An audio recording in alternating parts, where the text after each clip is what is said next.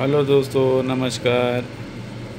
दोस्तों, आप सभी को दिखाना चाहते हैं कि बिल्ली को देखिए किस तरह से वो सो रही है।